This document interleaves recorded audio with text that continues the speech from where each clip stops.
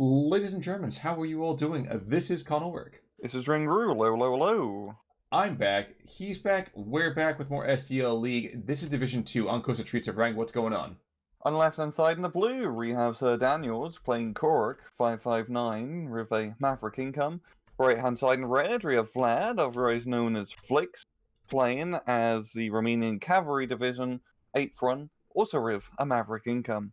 So, I mean, Koruck, we know what these guys look like in the first place. We know what Protata looks like at the same time, too. So I think a quick second over here to be like, it feels good to be back. Like, I know a lot of people out there know I was away for a little bit, had a little Conlin kind of come out. She's fine. Lady Con is fine. We're all good. I have no sleep, so let's see how this goes. But how is this going to play out? So we know Flix is a solid player. Daniels is a solid player. But the light vehicles Koruck against the ridiculousness of the Romanians over here, what's going to happen? Yeah, two very, once again, strong infantry divisions. That's really just the matter of SD2. I mean, you're seeing already at the start, Daniel's using the MG42s pretty damn effectively to zone out the northern part of the central town. But he also actually got a pretty decent amount of forces from both sides in the far north here. He got a whole heap of pioneery pushing on through, trying to make his northern front happen.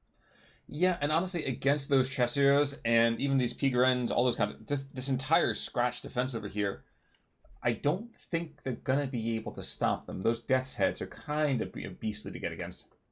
Yeah, the bigger squad sizes and, like you said, they're pretty damn good infantry. So you should be able to just plow on through here. He's even got the 222s going for the northern flank as well. SirDaniel is bringing in some reinforcements, the 85mm and an armored car. Yeah, but at the same time, the Zrini's still there too. So, I mean, it's funny because both divisions here just don't seem to be able to hold on to their own toys. Somebody else is always kind of playing with them. For Koruck over here, I mean, they have things like the Kampfpanzer 3E.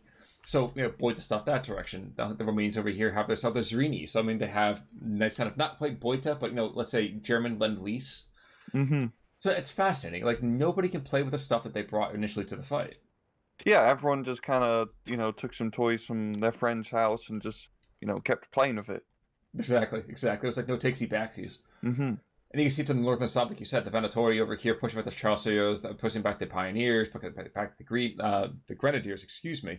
The Sikirung troops, these guys, as beefy-ish as they are, and having two nice little iron crosses there, I still don't think it's going to be enough for them. No, really. So Daniel's going to need a whole heap of real fire support. You don't have the best CQC troops, really, with Koruck. You'll just have to rely on cheap armored vehicles and artillery to do the work, and all the FK is doing a pretty good job up north, dealing with the 222s, and, yeah, the Pioneers and some of the, I believe, Austrian armored cars coming on through. Yes. Irony here, though, is that the 222 would have taken out the actual Zis. That actually would have been easily able to happen. But, cold feet and all that, understandably. Checking back in the center, of course, SirDaniel's not really being maybe the most aggressive about things, but he's kind of putting a little bit of an attack together. Yeah, he's mainly just kind of got, a good defensive line, in the standard town position, just using the machine guns at long range. I think his micro is definitely much more focused up north. I mean, it's especially with investment as well, about Pack 40 and, the armored cars and T-34s. I think he wants to try and nip his northern push in the bud sooner rather than later. And honestly makes sense, because that position where Vlad or Flix is in, it's a really good spot because you can start putting fire down south. And if you can fight, I'd say hedgerow, but forest patch to forest patch, you can make some pretty damn good progress all the way up north. That is certainly the case, but one thing that now not killing that Zis is going to cost them is that indirect fire. Oh, yeah. Which is an oft-overlooked trait, because what freaking German division has stuff like this? And one of them over here is, in fact, Koruck. You can see right now the Zis is going to actually get taken under fire, I think, by that 222 kind of marauding back in. And he should have plenty of time to take him out with that nice little 20mm. Or not. No, the one guy left alive. Last rat standing indeed. That northern patch, though, too, there's one thing that Koruck can bring that would make all of their problems go away. Unfortunately, I don't see it with the naval warfare on the field just yet, but if he did that honestly, who cares if the Romanians are right here? They're going to get obliterated by 380 rockets. No, 100%. Like, that's really going to be the perfect tool to trying to deal with his push, because it's a forest, it's very clumped up. You can do a whole heap of damage, and then you bring in the pioneers to pick up the remaining pieces of the Romanians scattered about. Exactly. Exactly. And that's kind of really what the point of pioneers is in the first place. They build things, they dig up bodies. That's like, mortuary detail. Mm-hmm. But one thing that he has not been able to do, SirDaniel in this case, has not been able to do is really deal with that 60 mil stovepipe.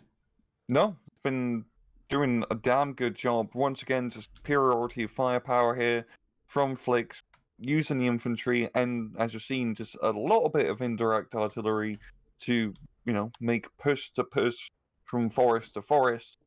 And he's making good headway. The problem is right now is, he's not poking out the edges of the forest, rightfully so, because there's a bunch of armored cars who are ready to gun him. Well, and also 410's coming on in as well.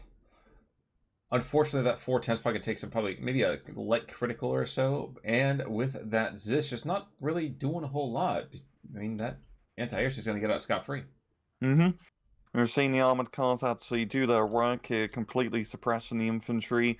And as you can see, once they get spotted, they go down pretty damn quickly. Yes. Now, one thing they do have to watch out for is that Venatori de Garda with the anti-tank grenades. Because, of course, every single Romanian plays softball. Mm-hmm. It can hit a moving vehicle from 100 meters away. So that's a bit of a hassle. And at long last, here we go. We finally are seeing shots being placed out for the stovepipe. But that's after it's already used its entire complement of HE. Yeah. So of a limited, little bit late. Exactly. Of limited kind of utility here. Mm-hmm. And then just looking back to the center of the town, it's actually also quite funny seeing really nothing happening far south. Usually see some sort of play here, but I think the north is definitely taking most of the attention. But yeah, the central town, it's still pretty static. Neither side really, trying to do anything too crazy. We're seeing some slight maneuvers here from Flix, trying to hook around the southern end, using the CQC to his advantage. Idiot question, because I always get this confused. The 8thCav Panzer 742, the Boita, that's the T-70, isn't it? BT-7. The BT-7, thank you. The fast boy tank. Ah, yeah. Got you. I think that thing went over 100 kilometers an hour in a test. Really? Yeah, because it had a Christie suspension, so if you remove the tracks, you can drive it on a road with its reels, and it goes really fast. There's videos of it jumping over bridges. Kind of the craziest thing in the world that we were like, nah, we don't need that. That was the dumbest thing I think that as the U.S. we probably did during the war. Well, before the war, not during it, but even before the war. Then again, it's kind of hard to imagine an M4 Sherman with a Christie suspension, and now I would be kind of shouting about how the M4 Sherman was the best tank in the world in history and everything like that too. So. Well, it didn't have to paint flame decals on the side of all of them, and that would have been too expensive for the War Department. That's true. They would have called it camouflage for those death traps, so it would have been different. Well, if we pretend that we're knocked out, they'll never shoot us. But, despite that, unfortunately, the BT-7 in this case did find himself going faster than the speed of light. Of course, that was him blowing up by the Missouri IPMs over here with the PTRDs. Mm-hmm. Yeah, and it's actually, you don't really see the Missouri's all too often, but for 20 points, pretty damn good squad. 2 machine guns, PTRD, semi-auto rifle, or not straight pull, so middle in terms of rifle fire rate, yeah. They can hold their own quite well, especially against Koruck, where there's a lot of lightly armored vehicles. A couple of those guys rummaging through the forest, plinking at some light tanks. You can see already forcing SirDaniel to pull back his tanks from the main defensive line in the town. Carbines are considered to be straight pulls? I would have thought that would still have been a semi-automatic. It's a straight pull in the thing. I believe it's, what's it called? Actually, I have no idea what that rifle is. I thought it was going to be a Mannlicher. But it says straight pull, so I'm going to believe Eugene in this case. Okay. Well, we can believe Eugene for this one. Don't let it happen again, though. But you're right. I mean, the Mannlicher over here, this thing has been used for ages and ages and ages. I always associate a carbine as being a semi-automatic kind of platform. Think like the M1, for example. Mm-hmm. So, T60 over here in the meantime going to find himself killed over here by, again, the Czech Hetzer. But even that, Zrini over here trying to be effective, getting engaged by both the 85 mil as well as the Pak 40. Now, unfortunately for him, that's still going to go and open up for that 100 mil that's just been waiting in the wings to be deadly. And he hasn't quite killed the 85 mil. He's just returning fire closer towards the town, which I guess I can understand. Yeah, no, I think as well, for Flix, once he started getting this artillery park up and running, he should do some damn good damage, because a lot of Koruck's firepower is a lot of those static guns, and as we're seeing right now, also the Tiger's available to him, and we're seeing SirDaniel's bring that up, actually to the, northern center. Yeah. I really like this. I hope that he tries to take advantage of, the range and armor of this Tiger, and try to make a push, just slap bang through the center, kind of like Rayata Rosita 75 millis. Try to get a couple of those flags in and just hook around north of town. And that was the thing, is I was going to be looking at that right there with 410 coming to the northern side and actually devastates the front of the Romanian lines. A little bit of friendly fire, but understandable under the circumstances. Besides, they have reserves. And that 75 mil, I think you said about pushing through the northern central side, and my mind started going crazy. My spider senses were just going crazy looking at that anti-tank gun. Mm-hmm. So I don't know. It'll be interesting. If they're able to keep it alive for longer than 3 seconds, yes, it's wonderful. However, and I'll just leave that unspoken. So. To raise the danger. It is. Tehran, in the meantime, going to be engaging, one Tehran. It would have been Tehran, but one of them's already dead due to that Pak 40. Being engaged by, basically, some lovely indirect fire there. Mm-hmm. And it definitely seems up north, SirDaniel's is starting to turn the tables now. Just that good defensive line of all the armored vehicles camping the edge of the forest has been able to, and also a bit of artillery, round down Flix's defenses here. And SirDaniel's really has... he's using artillery to get the anti-aircraft gun damn good. Whittle down his defenses. The main question is, will he... Well, he's obviously going to go for an attack. But is he going to go the distance and try to get into the trifecta forest, I want to call it. We call it, the Robin Hood forest? Oh, Sherwood. Sherwood? Yeah, Sherwood forest. I think the Sherwood on the northern side, that's amazing. I don't know if that's going to be happening necessarily here. Especially since he's got the neighborhood first on the field. He's going to be engaging to the southeast of that center of the town. In my mind, he's hitting that spot right to the north of where the Hetzer is right now. That's what that's the next kind of row of attacks are going to become. He's got 4 Rona shoots and moving on in. Yeah, he's going right there. Yeah. So I think he's better served going for Sherwood Force over there in the north. He's not going to, and I think that's definitely going to cost him here in the end.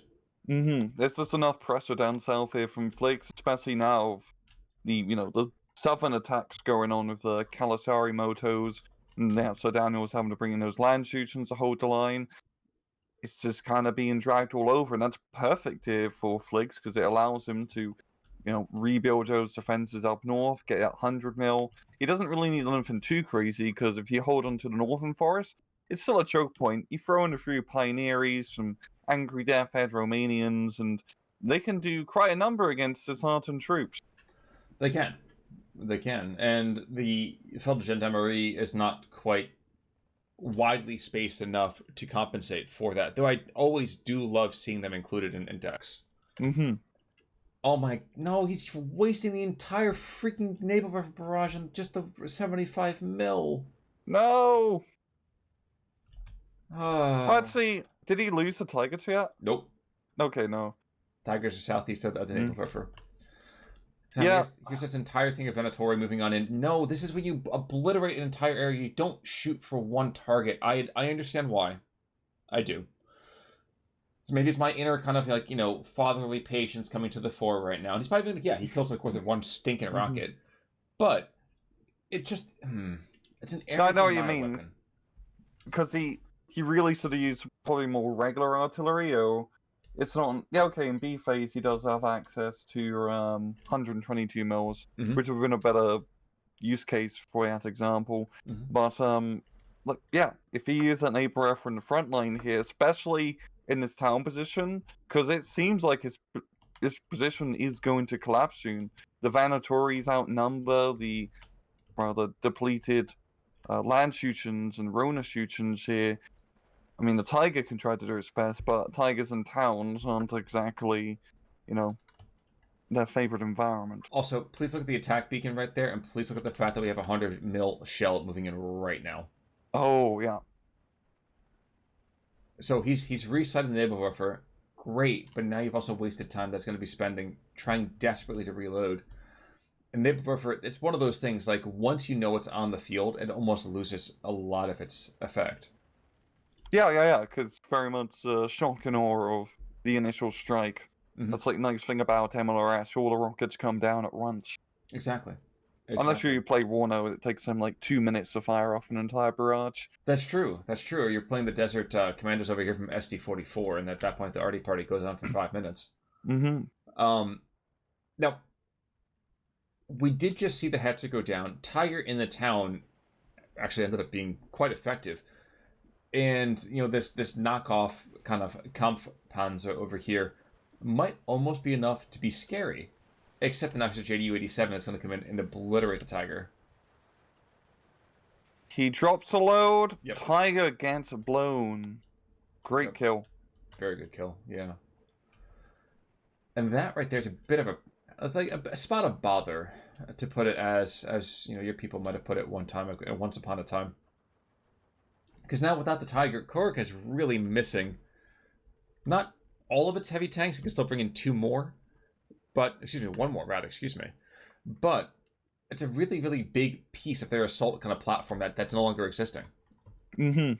No, 100%. And this is also the problem playing with Koruck, especially now of the, newer, honestly, power creep DLC divisions, is the infantry is no longer as good as it was on release in comparison, because a lot of these new divisions have very cost-effective infantry, which are just frankly better in your land Shuchen, Rona Shuchen spam. And so you have to rely on the fire support. In this case, especially just bringing out a lot of the 76 mils, he's getting a little bit outgunned by his 100 mils. I mean, he is actually doing a decent job here, counter batterying at 100, but as you've seen, just a lack of splash damage and, no accurate hit share, that 100 mil is looking pretty fine still, apart from, a little bit of stress. He'll get over it, though. Yeah, and that's the thing, isn't it? Is that the Zis guns are great in that kind of HE support role, but you really want to keep it within about 1,000 meters, because the further you go, the worse it gets. And now look, he's going for at least the anti-air section, which I appreciate. He might even kill the Tatra over here. Yes, that I can agree with. But I feel like every time you put a naval barrage or any kind of rocket barrage on a single target, you're really wasting the kind of damage potential you could be having. Yeah, especially just how built up all the Flix's forces are. He has, pretty sizable amounts of infantry in all the, major key points of the map here, even as he's starting to make some southern pushes happen with the Kalasaris as well. There's the neighbor Earth strike, and once again, trying to go for the rear line, does get some good kills. He is getting value out of it, but not so much time in value. Yeah, and that's true. I mean, it is 13:11 right now. He technically still has 15 minutes left of his life. And here's the thing. If he ruptures the center, which it's not going to be easy, but he's got a potential of doing it, then, it's off to the races. Mm-hmm. Now, issue is, how is he going to do that? And the answer to that right now is, I really have no idea. He's got more resists being brought on in. He's got an odd... He's got the Commandant surrounded by a quad set of 20 mils, which I find amazing. But, I don't know what Daniel's approach is any more than I really understand how Flix is going to kind of push this back. I mean, Flix doesn't have to be aggressive. No, he can just hold the line. Being able to just keep that one flag up north under his control is winning him the game, because you just need that one little point advantage. And that's why he went for that northern push initially, just especially on this map where it can be a bit of a meat grind to trying to push anywhere.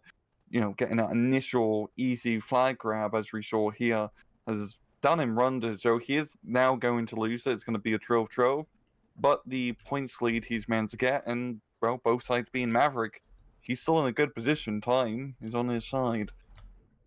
True. Ju-88 comes in and starts obliterating parts of the front line over here from the Romanians. Second one comes in as well. And now that the anti-air system has been unmasked, I wonder how aggressive that artillery is going to be. There's an awful lot of artillery going in every single direction here. And it'd be very easy to counter battery with how close it is, and then being disheartened as well. Just a couple 100 mils landing nearby to send all of them running away. I do love how he does have the commander here. I'm just imagining the commanders on the rooftop of the building just pointing at the airplane, being like, shoot that one, shoot that one, shoot the other one. Well, they did get the Ju-87 up to the northern side, and that was the one. The pointing. Exactly. Officers do have a point. Yeah. But as we can see right here, we haven't seen a lot of aggressive airplay per se, because neither side really has that kind of, possibility. So it really kind of comes down to who can be better about their area denial with the anti-air. And so far, it actually has been Koruck outside of a couple small hiccups, let's call it. Yeah, and also having the dual purpose 85 mils helps out quite a lot. And like you said before, the northern central push happening, I really wanted to see Daniels do that, because it would allow him to take advantage of, the Tigers in his deck. It's usually a good place to push in this map, even though it seems a bit dicey because it's out in the open and there's not a whole lot, but it's decent angles where your enemy can, set up defenses in the forest to shoot you. But just the unexpectedness of it, and you don't really need fancy infantry to send disheartened troops to be recon by force. It's not too bad. Silly question. Boy to material, P. Polish. Danke. Because I see the 7 TP. That's the thing. Again, Koruck makes you start running through, and my German I've not used in a good chunk of time, not since last year anyway. So I'm looking at a lot of P, shoot. I know T, check, nice and easy. F, French, because of fuck 'em. And R is Russian. But the P just always kind of throws me a bit. Do you know what the J is? Oh, jeez. It's not Japanese, is it? No. Yugoslavia. Right, thank you. Yeah. But how many Yugoslav stuff do they really have here? I don't think that's not much. I was going to say, I don't think the last time they bought to Yugoslav any kind of equipment here. Northern side, we actually are seeing a potential actual assault happening here from Daniels. Unfortunately, he's paying the iron price to get through there. Yeah, just a simple defense here from Flix is working very bloody well. That one machine gun's meant to hold the line. He's got the anti-tank. I don't mind. That's not the anti-tank rifle, but anti-tank grenade team, which does not have the range right now to deal with the ADG, the Austrian armored car. But the Austrian armored car also don't have any cannon rounds left, so he's in a bit of a pickle as well. Yeah, but I think it's actually more the 47 mil that's been probably the linchpin of that so-called defense. I think my issue is more of the fact that right now, if you look at the center, look at the number of red squads, now look at the number of blue squads, and tell me, why aren't the blue squads being aggressive? Yeah. I think once again this is coming down also to the disheartened troop. No, fiasco. Look at the Verona shoots and the Lenda shoots to the south. There's a Shupo right there. Look, they're finally getting off the backsides now. There's 6 or 7 squads right there. It's amazing. Yeah, yes, he can do some decent damage here. But he needs still some more backup fire support, because those Verona shoots and stuff are better than what he has with the rest of the division, but there's still not great firepower, especially in comparison to what the Romanians can bring up. He needs to bring up some cheap tanks, armored cars, whatever, to really get his push going, because if he can get into that village, that's going to be a Gucci spot to be in. Well, they will refer, of course, being used on another high-value target. Yeah. I mean, again, I know right now I'm being very, very persnickety, a little bit feisty in my old dotage, but again, I want to see more kabooms. I want to see Nipperwerfers get their moment in the sun. I think because very often we overlook them. They come onto the map, they get spotted immediately, and they get counter battered by I don't know, 3 Katyushas. So, no, you're very much right, because especially if this dead center, all of its Romanian infantry, you do one good Neighborhood barge, you bring in a couple guys, you can rupture that little defensive line and get a good foothold back into the town. He has the armored vehicles to follow our proven attackers. Starting to run out of tanks here for the Romanians, and also a little bit in anti-tank support as well. Well, no, yes, he has still a pretty deep anti-tank line to pull up, so he's not too bad in that regard. But he has the Tiger here, but the Tiger's not doing anything. He's just vibing because he can't push up because there's a bunch of infantry in the way. So he was actually engaging that Rosita 75 mil a little while ago. Unfortunately, that 75 mil is still a 75 mil, so it's still kind of scary. Mm-hmm. The ADGZ, by the way, does take out that 100 mil. He wow. said 10,000 rounds of MG34 ammo. What? How? I don't know. He goes to the battle with 12K. I do not know. They must be wearing them as like belts for their own actual clothes. I know, like, tanks can hold a lot of machine gun rounds, but good God, I'd think you'd not need more than like a couple thousand for an armored car, and well, they definitely don't need it for the rest of the match because it's over. Exactly. Daniels does pull it out over here because Flix does tap, and I kind of understand. Actually, and the thing is, I understand it. I do. Because if you look at it, tank-wise, the Romanians, they're tapped. They have a lot of anti-tank. Their air power is still technically around, but we actually, a couple things I wouldn't quite comment on. One of the 100 mils finally got hit by that 1 in a million shot from a Zis 3, which at this point was probably as many shots as they fired at him. But the Romanians were on their last legs. There's still a heavy tank on the Tiger, and there's no more Hetzers over here for Flix. Like, what do you do? Yeah, no, that's actually quite interesting. He tapped out. Yeah, I would disagree a little bit because he was not in as bad as a position, like from a God Vision, Racine towards the end. He just needed to, get 1 or 2 more flags back. It's just more so about trading rail with the infantry. But I also understand, because at the same time, I think the ATG set, the Austrian armored car coming around the back and knocking out the artillery piece, that's probably a bit of a morale hit. You're thinking, oh god, there's probably even more guys behind my line. And once you lose that forest, it's so hard to get it back if your opponent just knows how to scatter infantry all over. It's like hunting Robin Hood and his merry men. Exactly. Now, funny is kills and losses. Kills, okay. We have one Pack 38 over here who's killed 4 infantry, and you have 1 Hetzer that's killed 3 armored vehicles. Go to the losses side. It's kind of funny that the ADGC. The dude's a champ. He has kills. 410 picking up 3 kills. The Naval Puffer, like I said, this Naval Puffer deserved more than 3 kills. Mm-hmm. But hey, at the end of the day, we see Koruck, we see the Romanians. It's always a good day where you get to see something like Koruck get played well and with a very feisty kind of attitude, and to see the Romanians played skillfully. Just they did not come up, unfortunately, for Flix today. Yeah, it's always fun. Honestly, the second, third rate, bottom of the barrel divisions, always most fun to cast. Behind finished divisions, of course. Oh, naturally. Yes. Absolutely, though. I mean, so it's been a bit of time. We're back. If anything you want to add to the end of this, sir? No, but congratulations, Khan. I really appreciate it. She's great. Honestly, at some point, when she's old enough, I'll tell her all about this and how I, brought her up on a cast one day. It's great to be back. Thanks so much. Folks, we're back over here on Thursday with another match. Until then, I'm Con Ulrich. I'm Rangaroo. Take it easy.